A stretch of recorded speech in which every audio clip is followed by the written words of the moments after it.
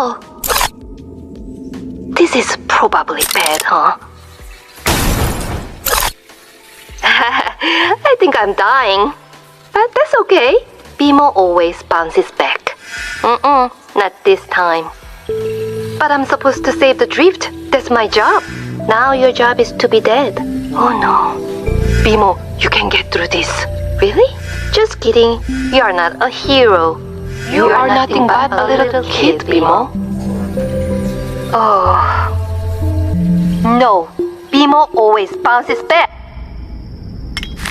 If you've watched Adventure Time, you'll probably see Bimo as a cheerful and fun character that could do no wrong. But under all of that cheerfulness and childhood innocence is a character influenced by loneliness and the curse of sentience. Now, there are multiple tragic characters in Adventure Time, such as Ice King, Magic Man, and even Marceline. But most of these tragedies are often put at the forefront of the show and are even resolved by the end of it. But sadly, the same can't be said for Bimo, as his tragedy goes unresolved all the way up to the end of the show. And to get a better understanding of this tragedy, we have to start with his origin. In Season 5, Episode 28, titled Be More, we learn about Bimo's origin, as he was created by Mosif Mastro Giovanni, also known as Mo, a brilliant scientist and founder of Moco, a company that specialized in the creation of robots like Bimo. But Bimo is different, as he was specially created to take care of Mo's child, a child that Mo would never go on to have. Because of this, Mo would go on to, quote, send Bimo off into the world so he could find a family of his own, and even somebody else's little boy to take care of, with Bimo's name being a short abbreviation for Be More. With his newfound independence, Bimo would go on to have many adventures, with him eventually meeting Finn and Jake. Alright, now that we have a rundown on Bimo's history, we can finally get into his biggest tragedy, loneliness. In Season 7, Episode 5, titled Football, Bimo creates an imaginary persona known as Football. I find this episode interesting as Bimo only interacts with his persona Football as soon as Finn and Jake leave the house to go out adventuring, leading me to believe that this is a defense mechanism created by Bimo to cope with loneliness. It's also important to note that this isn't the first time Football has made an appearance in the show. They've also been mentioned in episodes Bimo Noir and was physically shown in the episode 5 Short Grables. And as we continue to go down the rabbit hole of Bimo's psyche, we come to find out that Bimo also has a very strong maternal side to his character. As in the same episodes I just referred to, Bimo teaches his persona Football the basic manners of a human boy. Now, this could just be Bimo's playful personality being put into effect, but I strongly believe that this is a part of Bimo's programming. As I mentioned in the video earlier, I said that Bimo was originally created to take care of his creator's son. Furthermore, Bimo is shown to have a very strong maternal side to his character, as in the same episodes I just referred to, Bimo teaches his persona Football the basic manners of a human boy.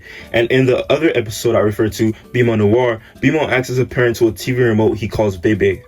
This maternal instinct stems from his original programming of being a caretaker, and without somebody to take care of, his purpose is limited. Now, this just goes to show how complicated of a character Bimo really is underneath, and the show really only gives us glimpses and glimmers when it comes to Bimo's character, especially when compared to other characters, as I mentioned before, Magic Man, Marceline, Ice King. Bimo just isn't that put on the front stage when it comes to his tragedies, or just like his character in general. Now, although Football is the most prominent showing of Bimo's cope with loneliness, it's not the only one, as in episode 17, season 5, titled Bimo Lost, Bimo ends up in a bird's nest atop of the treehouse and gets whipped up into the forest. Shortly after, he meets a sentient bubble that's also lost. And the episode essentially focuses on him and the bubble making their way back to the treehouse. Now, although there are a multitude of sentient inanimate objects in Adventure Time, I strongly believe that this bubble is a heavily conjured up figment of Bimo's imagination.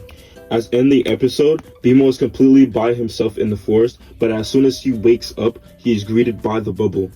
And also, the bubble is popped as soon as Bimo is no longer by himself and is back at the treehouse where Finn and Jake are at.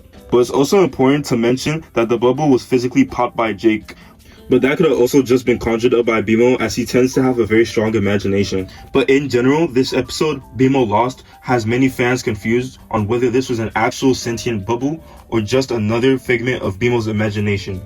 And now, although there are many underlying episodes depicting the tragedies of Bimo, you're probably wondering, if Bimo is so sad, then why is he always happy? And there's an easy answer to this. It's just his programming. As Bimo always believes that he can bounce back at whatever life throws at him. But that's not completely true.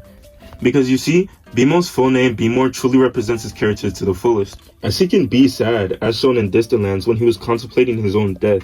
But although I've made his programming look like a bad thing, with it limiting his character and always making him look for more of a purpose in his life, with it even showing his insecurities as well as completely defying his programming.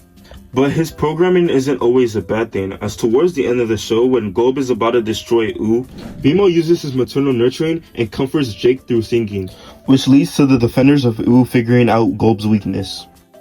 We've gone over the base levels for Bimo's psyche and cope with loneliness. But there's also more, and it has to do with forgetfulness and the curse of immortality. Bimo's character is one of resilience, but also a slave to his needs and wants, just like a living being would be. His life is filled with so much adventure and wonder, but he is forced to forget it all, soon enough, whether it be amnesia or just the passage of time destroying his memory. Bimo will and has been forced to forget some of the best moments of his life, even those he holds dear to his heart. As shown at the very end of Adventure Time, titled Come Along With Me, which takes place 1,000 years in the future from the original timeline of Finn and Jake. Because in the episode, when asked about Finn, he can barely remember his name and mistakes it with Phil. But although these all define Bimo as a tragic character, they all make him all that great of one in general too. I believe his character was meant to be more complex than lit on in the show, because throughout the entirety of the show, Bimo doesn't even acknowledge his coping mechanisms, and doesn't deem his life as a tragedy at all, even though I do, showing that it's all really perspective. You see, from Bimo's perspective, any sort of shortcoming or tragedy that may come his way is always met with gleeful joy and a new sign of adventure. But for me, looking at Bimo's character from the third person, I can't help but notice the sad themes and tones sprinkled into his character. And maybe I'm just digging too deep, but it might just be something put in there on purpose. Or it just reflects truly how good of a character Bimo is. Because even 1,000 years from the original show, Bimo still holds everything dear. Like, when Shermie and Beth go and visit Bimo, you can see a horde of items and materials left from the original show, depicting that this character that I view as tragic is still holding on to the very lovely memories he's made from 1,000 years ago. So maybe Bimo is just lonely and tragic. But if there's one thing I've learned from his character, it's all about perspective. Oh, Dad, I do feel a bit more grown. Except that the mission was just a made-up lie. So who knows if I will ever grow up at all. And Mo is gone now. So if there is anything he wanted to teach me, better be in me already. I guess all I can do is listen to the heart Mo gave me. Except that's what Amo did, and he turned out bad. So what if I turn out bad too? Amo could not think outside his programming and was blinded. But your imagination lets you see the world how it could be. But I'm different. It's not just Mo up here, it's me too. And if I cannot trust in Mo, I can trust in me. Oh boy, it sure is confusing being grown. I miss you, Mo. What a day. Oh. I'm gonna miss you too, Bimo. I feel so very, very proud of you. Oh. Thanks for watching this video, and if you want to see any more videos like this, I have maybe 2 other YouTube videos out right now. But thanks for watching it all the way to the end, if you made it all the way to the end, and I hope you really enjoyed it.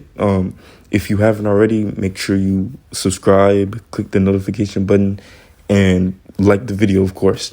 But yeah, thanks for watching.